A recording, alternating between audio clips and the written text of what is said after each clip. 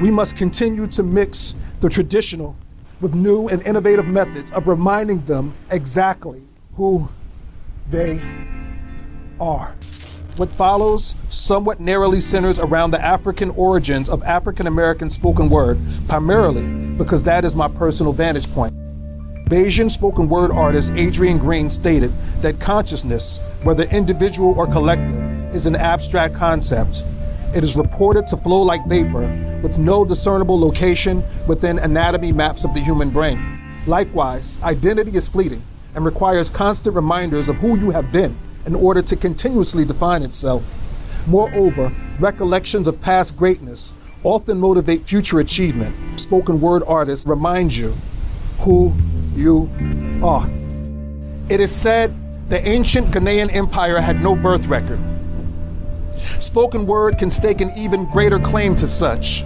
It is believed the universe was created with the word. For example, as stated in James Weldon Johnson's poem, The Creation, quote, "And God stepped out on the space, and he looked around and said, I'm lonely. I'll make me a world," end quote. The earliest poetry in Egypt was spoken. UCLA Egyptologist Jocko Dialman estimated that only 1 person in 100 in ancient Egypt could read and write. Per National Geographic, archaeologists have uncovered poems dating back to well over 1,000 years before the Christian era in an excavated workers' village on the outskirts of the Valley of the Kings. A piece of one inspirational ancient poem written on the tomb of Akakari went, quote, "So seize the day, hold holiday. Be unwearied, unceasing, alive, you and your own true love. Let not the heart be troubled during your sojourn on earth, but seize the day as it passes." On a visit to Nubia for the PBS television series Wonders of the African World, Harvard's Dr. Henry Louis Gates Jr. interacted with a tour guide who quoted an ancient Egyptian poem. Quote, "I wish my lover were Nubiani," end quote.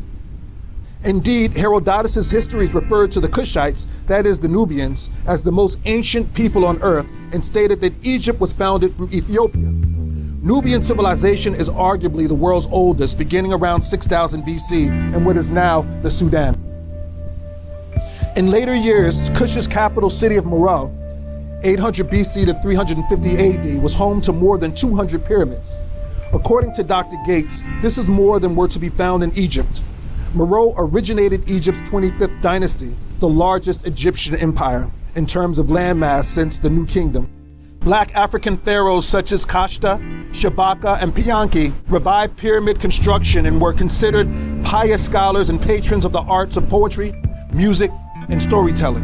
Oddly, some claim the 25th dynasty was Egypt's only Black African dynasty, even though Dr. Sheikh Anta Diop proved to UNESCO linguistically, physically, historically, and chemically that other dynasties had been Black as well. The tradition of poetry and storytelling permeated each of the great African empires that followed Nubia, beginning with Canaan-Bornu, which surrounded Lake Chad, and much of central North Africa, spanning from Libya to Nigeria, from Niger to Nubia.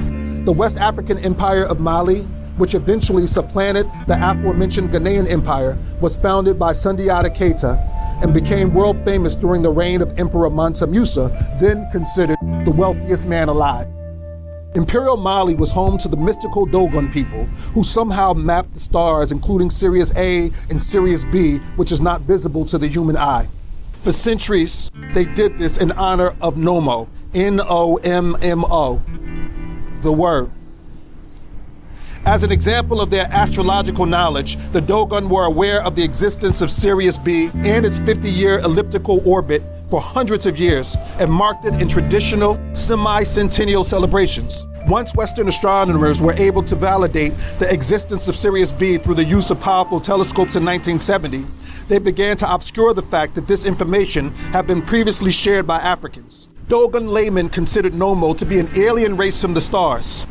However, the learned priest class considered Nommo to be the word. According to Dr. Adisa A. Alkebulan of San Diego State University, quote, "The Dogon people of Mali believe that Nommo, the power of the spoken word, carries a life force that produces all life and influences everything. By human utterance or through spoken word, human beings can invoke a kind of spiritual power. If the word did not exist, all life forces would be suspended.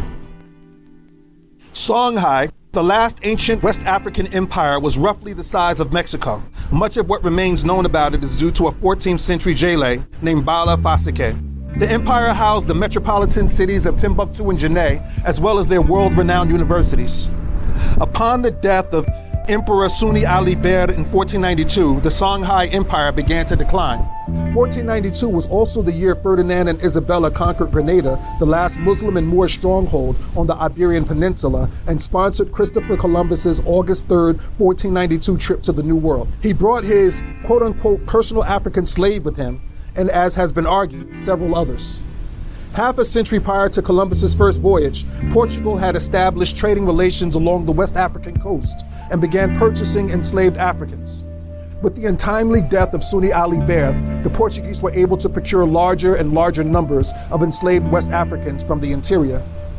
The Mandi term Djele was born in that region of Africa and translates to the blood, and more specifically, the spoken word vessel or histories and traditions that act as blood to the society. During American slavery, these same ancestors would be prohibited from reading and writing or even speaking in their native tongues.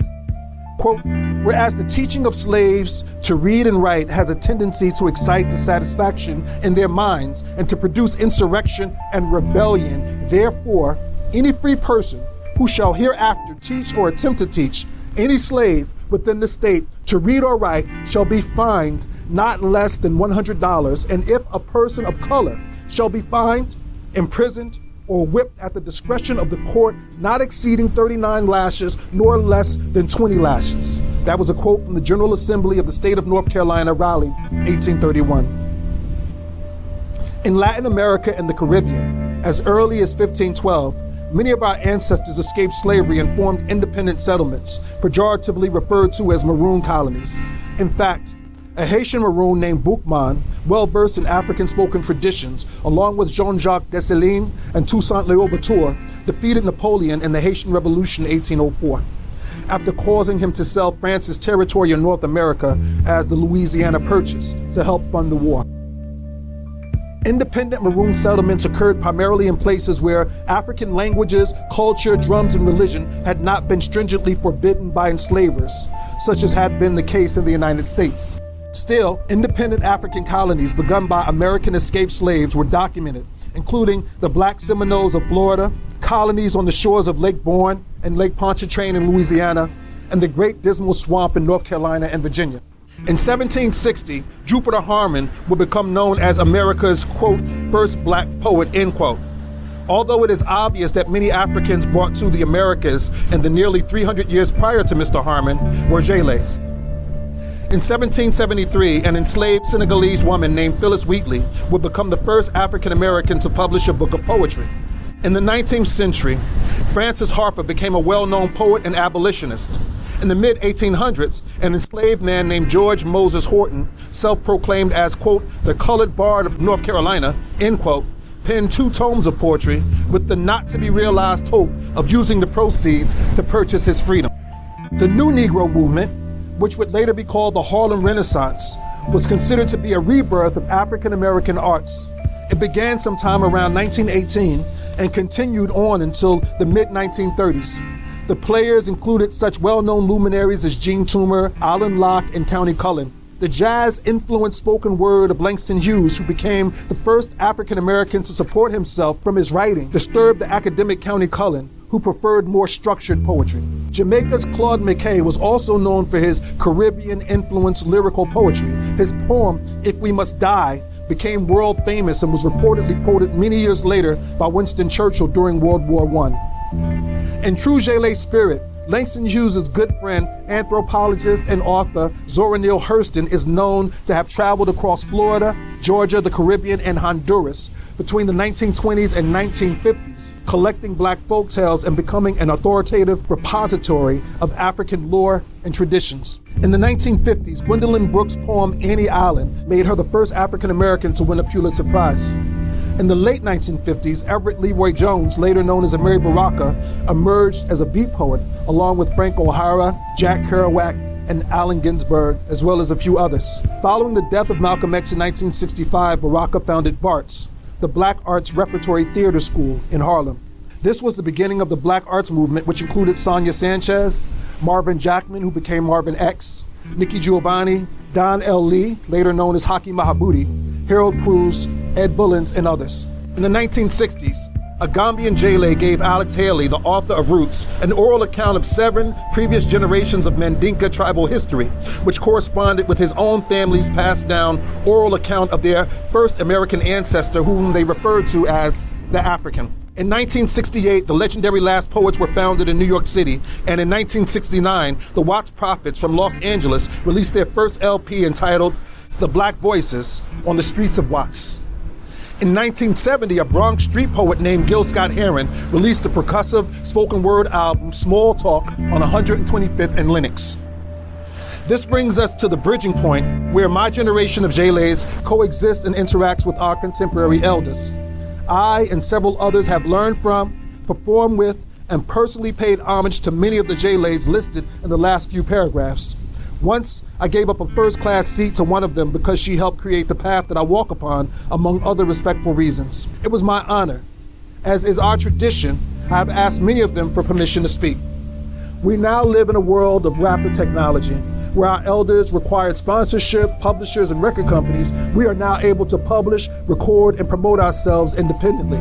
My generation drives, rides, and flies from city to city and country to country with bags of books and other merch to sell after performances. Even that is no longer necessary.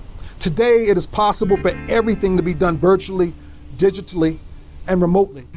We can provide our listeners with audio and or video via email linked to the cloud and via virtual stores. However, it should be noted that the human condition, that is the need for contact, will never make it preferable to solely operate remotely.